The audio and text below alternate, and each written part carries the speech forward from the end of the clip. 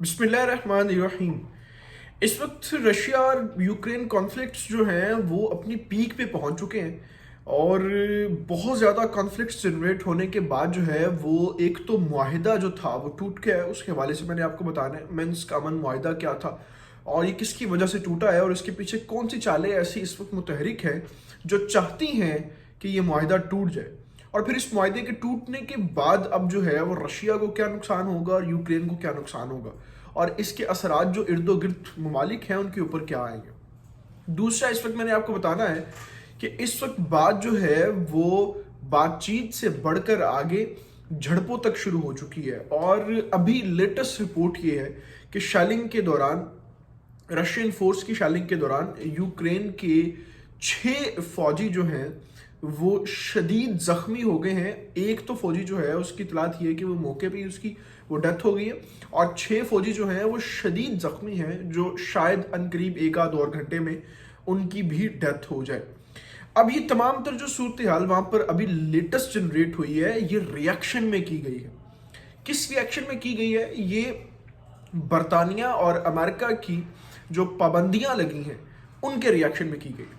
कल मैंने आपको अपनी वीडियो में बताया था कि अनकरीब जो है वो यूएसए की तरफ से पाबंदियां लग सकती हैं। अब वो पाबंदियां लग के हमारे सामने आ चुकी हैं कि पाबंदियां क्या लगी हैं। एक तो उन तमाम तर पाबंदियों के बाद आप ये मानने पर इंशाल्लाह मजबूर हो जाएंगे, जो पिछले अपनी 3-4 दिन से मैं रिपोर्टिंग कर रहा था, कि अगर रशिया और यूक्रेन का कॉन्फ्लिक्ट जनरेट होता है तो नेटो फोर्सेस, अमेरिका और बरतानिया फौजी अमदाद का उस तरीके से सपोर्ट नहीं करेंगे यूक्रेन को। ये सिर्फ और सिर्फ सफारती बाइकआउट कर देंगे, पाबंदियां लगा देंगे, क्योंकि ये फितरतन मुनाफिक लोग हैं और ये मदद को नहीं आते, ये सिर्फ और सिर्फ अपने फायदे को आते हैं। जहां पर इनको फायदा नजर आ रहा होता है सिर्फ उस फायदे के तहत अपनी फोर्सेस भेजते हैं, जहां पर इनको फायदा नजर नहीं आ रहा होता वहां पर अपनी फोर्सेस ये नहीं भेजते। मिसाल के तौर पर यहाँ उनका फायदा सिर्फ और सिर्फ रशिया और यूक्रेन को लड़वाने में है। चूंकि वो पाबंदियां लगाएंगे, सफारती बाइकआउट कर देंगे, रशिया की पावर को रोकने की कोशिश करेंगे, तो यहाँ पर फायदा सिर्फ यही है। लेकिन जब फायदा अफगानिस्तान के ऊपर कब्जा करने के हवाले से था, इराक के ऊपर कब्जा करने के हवाले से था, तो फिर वहां पर फोर्सेस भेजी भी गई थी। तो इस कॉन्सेप्ट को जरा थोड़ा सा ये मुनाफिक है। अब वो पाबंदियां क्या है, सबसे पहले तो उसके ऊपर बात कर लेते हैं, फिर रशिया के जो रिएक्शन है उसके ऊपर बात करते हैं। मिन्स्क जो अमन एग्रीमेंट है उस हवाले से फिर आपको बताऊंगा कि अब इसके नुकसानात पूरी दुनिया के ऊपर कैसे फैलने जा रहे हैं।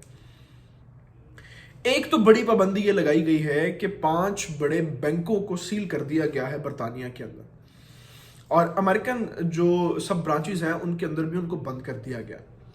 फिर अमेरिका की तरफ से जो बड़ी पाबंदी इस वक्त लगाई गई है वो ट्रेड के ऊपर लगाई गई है। यानी जितनी भी ट्रेड एसोसिएशंस रशियन काम कर रही थी अमेरिका के अंदर उनके ऊपर बैन कर दिया गया। और इससे ज्यादा और वो कर भी क्या सकते थे, और उनके नजदीक यही एक पावरफुल टूल है जिस तरीके से वो रशिया को इस वक्त रोकना चाहते हैं। इसी पावरफुल टूल को पाकिस्तान की हुकूमत और दानिश्वर पिछले 70 सालों में नहीं समझ सके कि अब दुनिया के ऊपर जो सारे मामलात चीजें चल रही हैं उनमें मिलिट्री फोर्सेस और ताकत के साथ साथ आपकी इक्तिसादी तौर पर पोजीशन बरकरार होना भी बड़ा जरूरी होता है, जो कि अब जाके हमें 70 साल बाद ख्याल आया और हम सी पैक प्रोजेक्ट करने जा रहे हैं। और अब हमें वो भी चाइना के तवस्सुत से जो है वो हम सोचने पर मजबूर हुए हैं कि अच्छा चलो पैसा भी कमा लेते हैं।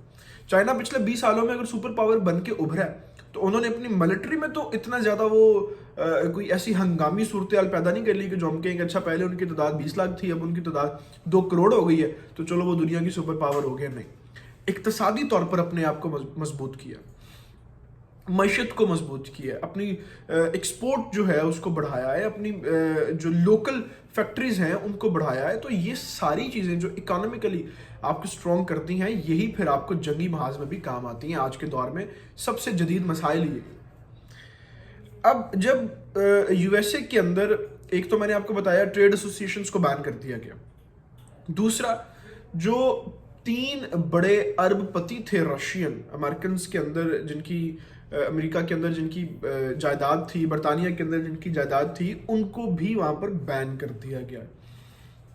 अब आप ये देखें कि इनकी मुनाफिकाना सोच और रवैये कि ये जाती तौर पर उन अरबपतियों के ऊपर भी हमले कर रहे हैं, उनकी जायदाद भी जब्त कर रहे हैं, लेकिन अगर कोई پاکستان کے اندر اس طریقے سے کسی ایک بندے کو جو ریاست کے خلاف چل رہا ہے اس کو ضبط کر لیا جائے تو یہ وہاں پر بیٹھ کے بھی جو ہے وہ شور مچانا شروع کر دیتے ہیں.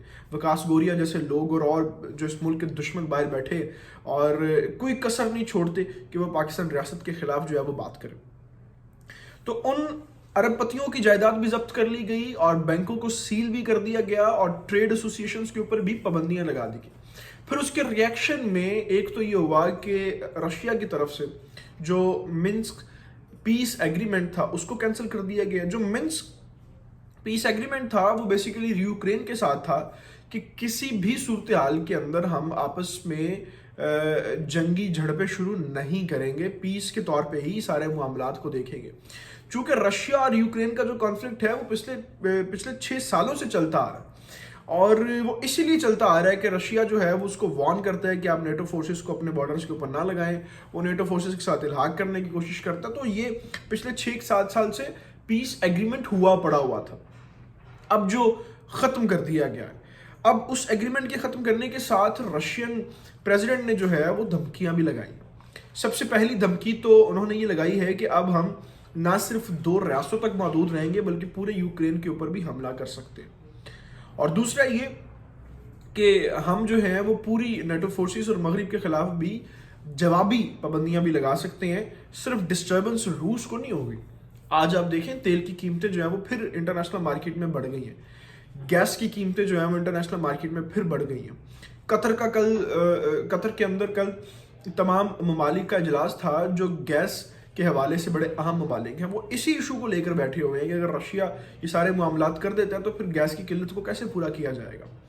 تو یہ کوئی اتنا سادہ معاملہ نہیں ہے. اس پیس ایگریمنٹ کے ٹوٹنے کے بعد پوری دنیا ہی جو ہے وہ اس کی لپیٹ میں آنا شروع ہو جائے گی, کیونکہ آدھی سے زیادہ دنیا کو گیس اور پیٹرول جو ہے وہ عرب ممالک سے جاتا ہے اور رشیا سے جاتا ہے. تو اگر یہ ڈسٹرب ہو جائیں گے, ساری ترسیل ٹوٹ جائے گی, پائپ لائن ختم ہو جائیں گی. جرمنی نے کل جو 2 ایگریمنٹ اپنے کینسل کر دیے ہیں, تو ساری صورتحال کے اندر صرف 2 ممالک کی بات نہیں ہے, یہ پورا خطہ ہی اس سے جو ہے وہ ڈسٹرب ہوگا.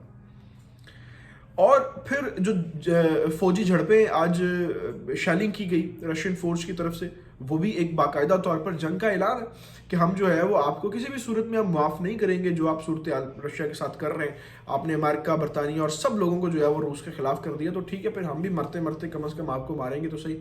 تو یہ ایسی خطرناک صورتحال اس وقت جنریٹ ہو چکی ہے جس صورتحال کو دیکھتے ہوئے لگ یہ رہا ہے کہ اگر یہ تھما نہ اور ان کی کانفلکٹس جو ہیں وہ آپس میں ختم نہ ہوئے تو یہ کم از کم پورے ایشیا اور یورپ کو تو اپنی لپیٹ میں لے لیں گے, اور پھر اس کے اثرات بالخصوص ان ممالک کے اوپر تو لازمی آئیں گے جو پہلے ہی مہنگائی کے بوجھ تلے ہیں, پہلے ہی انڈر ڈیولپمنٹ ہیں, ان کے پاس اپنے اثاثے نہیں ہیں ملک چلانے کے لیے, قحط کی صورت میں ملک چلانے کے لیے اپنے پاس جو ہے وہ پیسے نہیں ہیں, جن میں پاکستان, انڈیا, افغانستان, یہ سارے ممالک موجود ہیں اس کے اندر. تو پوری جرنی اور سینیریو کو دیکھتے ہوئے اس وقت صرف اور صرف فوکس جو ہے وہ اس چیز پہ ہے کہ رشیا کس طریقے سے پیچھے ہٹ سکتا ہے. آج عمران خان صاحب جو ہیں وہ روس جا رہے ہیں, لیٹ سی کہ ان تمام چیزوں کے اوپر ہمارے پاس نئی اپڈیٹس کیا آتی ہیں اور پاکستانی پرائم منسٹر اس کے اوپر کیا کردار ادا کر سکتے ہیں, کیونکہ کل یوکرین کے سفیر نے بھی پاکستان پرائم منسٹر سے یہ ریکویسٹ کی ہے کہ آپ رشیا جائیں گے تو اس ایشو کے اوپر لازماً بات کیجیے. ابھی تک کے لیے اتنا ہی. ان تفصیلات کے ساتھ میں آپ سے اجازت چاہوں گا. آپ سے گزارش ہے کہ آپ نے ابھی تک اگر ہمارے چینل کو سبسکرائب نہیں کیا تو اس کو پلیز سبسکرائب کر لیں, بیل آئیکن کو پریس کر لیں. آپ مجھے میرے فیس بک اور ٹویٹر اکاؤنٹ کے اوپر بھی فالو کر سکتے ہیں جن کے لنکس اباؤٹ سیکشن کے اندر موجود ہیں. اللہ تعالیٰ سے دعا ہے اللہ تعالیٰ پاکستان اور پاکستان کے نوجوانوں کا حامی ناصر. اپنا بہت سارا خیال رکھیے گا. اللہ حافظ.